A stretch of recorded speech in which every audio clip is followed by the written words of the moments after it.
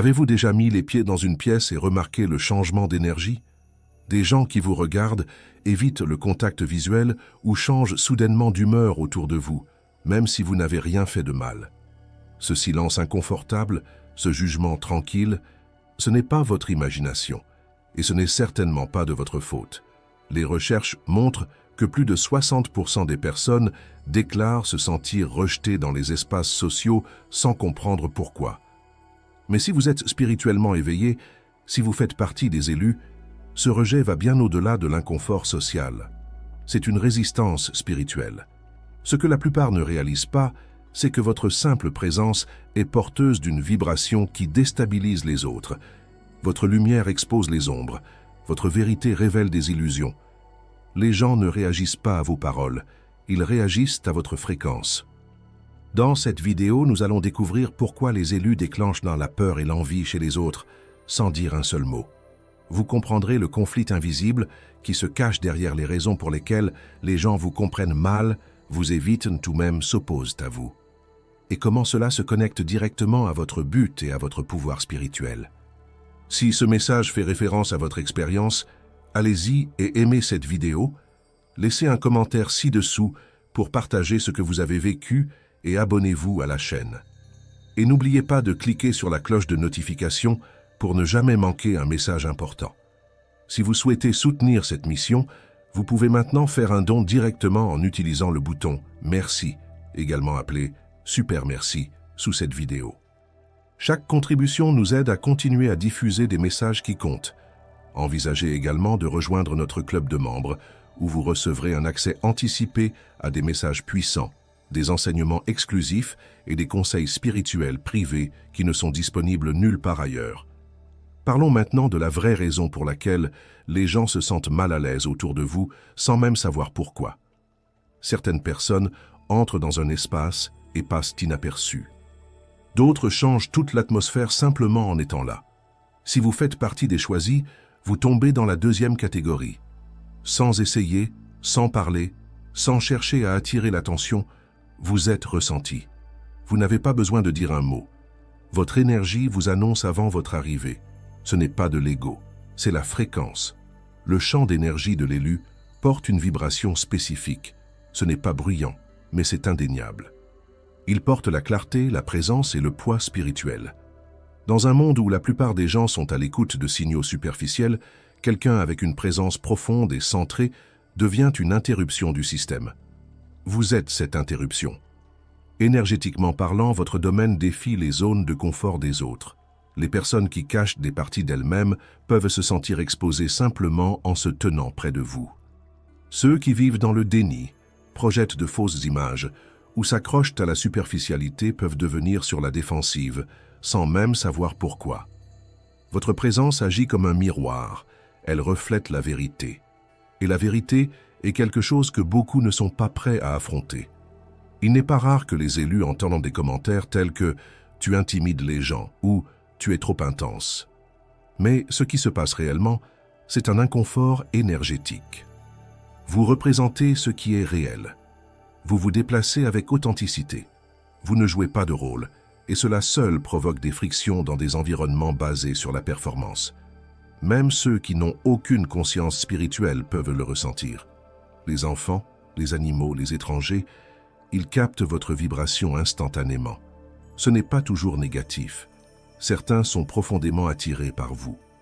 Mais d'autres, en particulier ceux qui sont encore piégés dans des états de conscience inférieurs, peuvent résister, se moquer ou prendre leur distance sans savoir pourquoi.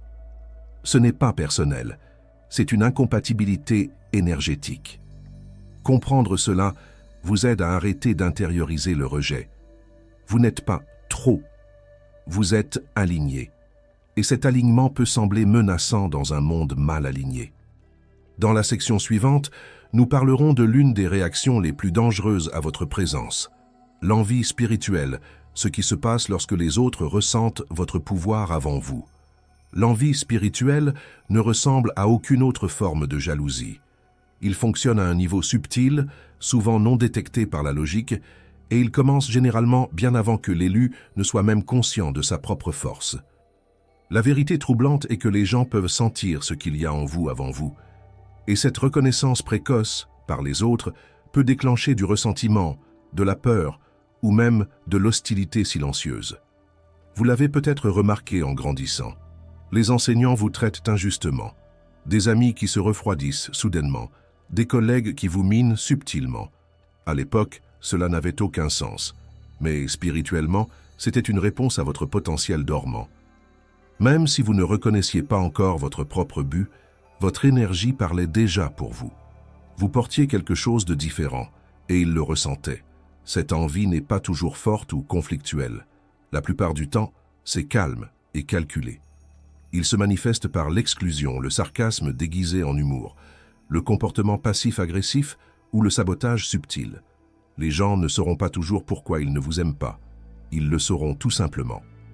Parce que votre présence, votre potentiel et votre pureté perturbent leurs ombres non résolues. Et voici la couche plus profonde. L'envie spirituelle est souvent plus forte chez les personnes qui sont proches de vous, des membres de la famille, de vieux amis, même des mentors. Pourquoi? Parce que votre croissance menace leur zone de confort. Lorsque vous vous élevez, ils sont forcés de faire face à leur stagnation. Lorsque vous vous réveillez, on vous rappelle à quel point ils dorment encore. Il ne s'agit pas de supériorité. C'est une question de vibration. Lorsque votre lumière augmente, tout ce qui est dans l'obscurité se déplace avec elle ou lui résiste. L'envie spirituelle est une résistance rendue visible. Le défi pour l'élu est de ne pas le prendre personnellement. Le danger réside dans le fait de rétrécir, d'atténuer votre lumière ou de remettre en question votre chemin juste pour mettre les autres à l'aise. Vous n'étiez pas censé baisser votre fréquence pour correspondre à la pièce, vous étiez censé changer l'atmosphère. Reconnaître l'envie spirituelle ne consiste pas à blâmer les autres. Il s'agit de protéger votre énergie, de comprendre votre pouvoir et de continuer à avancer malgré l'opposition invisible. Ensuite, nous découvrirons la peur que votre présence provoque chez les autres et comment elle n'a rien à voir avec vous, mais tout à voir avec ce que vous révélez. La peur n'est pas toujours causée par des menaces visibles. Parfois, elle est déclenchée par la présence, surtout lorsque cette présence est porteuse de clarté, de conviction et de vérité. Les élus évoquent souvent un malaise sans dire un mot. Cette réaction a moins à voir avec leurs actions qu'avec ce que leur énergie expose. Dans un monde construit sur les apparences, quelqu'un qui se tient dans l'authenticité devient perturbateur. De nombreuses personnes s'appuient sur des identités soigneusement construites pour naviguer dans la vie. Des rôles façonnés par la pression sociale, la peur ou des blessures non cicatrisées. Lorsqu'une personne entre dans un espace avec un alignement intérieur, elle est confrontée à tout ce qui est faux autour d'elle. Cette confrontation est silencieuse, mais profondément ressentie. Cette peur ne s'accompagne pas toujours d'une agressivité. Souvent, cela s'exprime par des comportements subtils, défensives, retrait, sarcasme, évitement ou même tentative de vous discréditer. Ces réactions sont rarement logiques. La personne peut ne pas comprendre ce qui la dérange, mais elle le ressent. Et ce qu'ils ressentent, c'est leur propre vérité non résolue qui remonte à la surface en présence de la vôtre. Il y a aussi une tension spécifique créée par la façon dont les élus observent. Ils voient sous la surface. Ils remarquent ce que les autres négligent. Ils ne participent pas à des jeux sociaux et ne tolèrent pas les rituels vides. Cette seule non-participation suffit à mettre les autres mal à l'aise. Ce n'est pas de l'arrogance, c'est de la résonance. Quand quelqu'un porte la clarté, cela révèle la confusion. Lorsque quelqu'un entre dans un but précis, cela met en évidence l'évitement. Plutôt que de voir cela comme un problème, il faut le comprendre comme le résultat naturel de l'alignement spirituel. La seule présence devient une forme de communication, une qui n'a pas besoin d'explication ou de justification. L'erreur serait de se rétrécir en réponse à ce malaise. Beaucoup d'élus apprennent tôt à s'estomper pour éviter de se démarquer ou d'être ciblés. Mais cacher votre essence ne vous protégera pas. Cela ne fera que vous déconnecter du but que vous êtes venu vivre. Rester dans votre vérité peut ne pas mettre les autres à l'aise. Mais cela vous gardera dans l'intégrité de votre appel. Toutes les attaques ne sont pas bruyantes.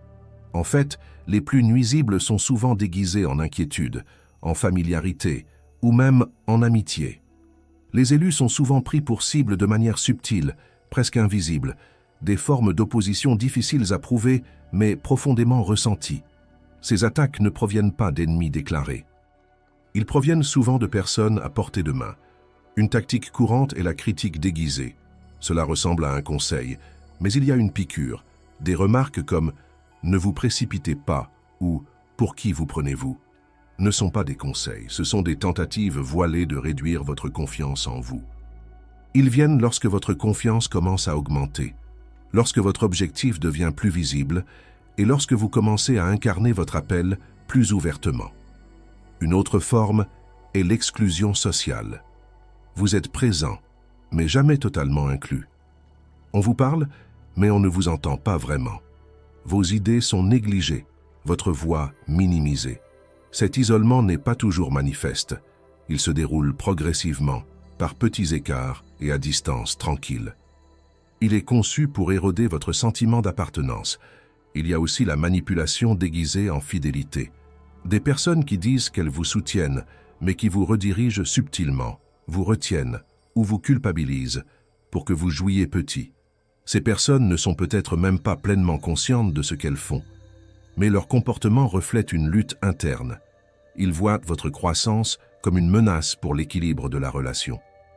Puis vient le ridicule. Des petites blagues sur vos croyances, votre sensibilité, votre cheminement spirituel. C'est fait passer pour de l'humour, mais son but est de créer le doute, pour vous faire remettre en question votre direction, pour interrompre votre élan. Pour les élus, ces formes de sabotage ne sont pas accidentelles. Ce sont des réactions énergétiques à une fréquence qui déstabilise les esprits stagnants. Se protéger ne signifie pas construire des murs. Cela signifie apprendre à reconnaître des modèles, faire attention à ce que vous ressentez avec certaines personnes, faire confiance à son intuition quand quelque chose ne va pas, et surtout, refuser de rétrécir juste pour garder les autres à l'aise. La conscience est votre bouclier, le discernement est votre filtre, et le silence, lorsqu'il est utilisé à bon escient, est votre défense. Le désir d'être accepté est l'un des désirs humains les plus profonds. Pour l'élu, cependant, cette acceptation est rarement facile, surtout lorsqu'il n'a pas encore accepté qui il est. La réalité spirituelle est simple mais difficile. Vous ne serez pas pleinement reçu par le monde tant que vous ne vous recevrez pas pleinement. Beaucoup d'élus traversent de longues saisons de rejet. Les portes se ferment, les relations s'estompent, les communautés prennent leur distance. Au début, cela ressemble à une punition. Mais en vérité, il s'agit d'une forme de réorientation. Vous n'êtes pas repoussé, vous êtes tiré vers l'intérieur. Jusqu'à ce que votre identité soit enracinée en interne, toute acceptation externe sera temporaire et conditionnelle. Quand quelqu'un porte un appel spirituel fort mais ne l'a pas encore revendiqué, il émet une fréquence instable. Cette dissonance énergétique est ressentie par les autres, même s'ils ne la comprennent pas. Les gens réagissent inconsciemment non seulement à vos paroles, mais aussi à votre alignement, ou à votre manque d'alignement. Si vous n'êtes pas sûr de vous, le monde vous renvoie cette incertitude. C'est pourquoi les gens peuvent vous respecter en privé, mais vous éviter en public. Pourquoi ils peuvent admirer votre force, mais ne jamais l'affirmer à haute voix. Il y a une résistance à ce qui n'a pas été pleinement activé. Tant que vous ne vous excuserez pas dans votre vérité, l'atmosphère autour de vous continuera à tester cette position.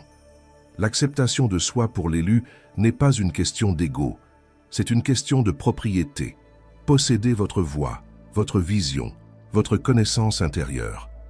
Refusez de se cacher derrière des versions édulcorées de vous-même pour mettre les autres à l'aise. Lorsque vous passez de la recherche de la permission à la marche dans la conviction, tout autour de vous commence à réagir différemment. Mais ce changement doit commencer dans la solitude. Vous devez accepter l'autorité spirituelle placée sur votre vie avant que quiconque ne puisse la suivre. Vous devez bénir votre propre chemin avant que les autres ne le reconnaissent comme sacré. Le moment où vous cessez de demander à être vu est le moment où vous commencez à être ressenti. Tout le monde ne vous adoptera pas, mais ceux qui sont censés le faire le feront. Et leur reconnaissance sera réelle parce qu'elle fera écho à la vérité que vous avez finalement choisi de vivre. La sensibilité spirituelle est à la fois un don et un poids. En tant qu'élu, vous ressentez profondément. Vous absorbez les environnements, remarquez les changements de ton, détectez les énergies que les autres négligent. Cette ouverture vous permet de ressentir la vérité, de vous connecter, de guérir, mais elle vous rend également vulnérable. Et avec le temps, cette vulnérabilité peut devenir épuisante. Beaucoup réagissent en construisant une armure émotionnelle. Ils durcissent, ils se retirent, ils cessent de faire confiance. Bien que cela puisse protéger l'esprit temporairement, cela commence lentement à isoler l'âme. Fermer votre cœur peut bloquer la douleur, mais cela bloque également le but. La clé n'est pas de s'arrêter, mais de se protéger judicieusement. Protéger votre esprit commence par la prise de conscience. Portez une attention particulière à la façon dont votre corps et vos émotions réagissent à certaines personnes ou situations. La fatigue après une conversation, l'agitation autour de certaines personnes ou une baisse soudaine de l'humeur ne sont peut-être pas aléatoires. Ce sont des signaux. Honorez-les. Votre intuition est un système d'alerte précoce. Créez des limites spirituelles. Ce ne sont pas des murs construits à partir de l'amertume, ce sont des portes gérées par le discernement. Tout le monde ne devrait pas avoir accès à votre temps, à vos pensées, à votre énergie. Apprenez à dire non sans culpabilité. Apprenez à sortir tranquillement sans explication. Votre tranquillité n'a pas besoin d'autorisation. Les pratiques de protection sont également importantes. L'ancrage, la prière, la solitude, la tenue d'un journal, le temps passé dans la nature ne sont pas des luxes. Ils sont l'entretien de votre champ d'énergie.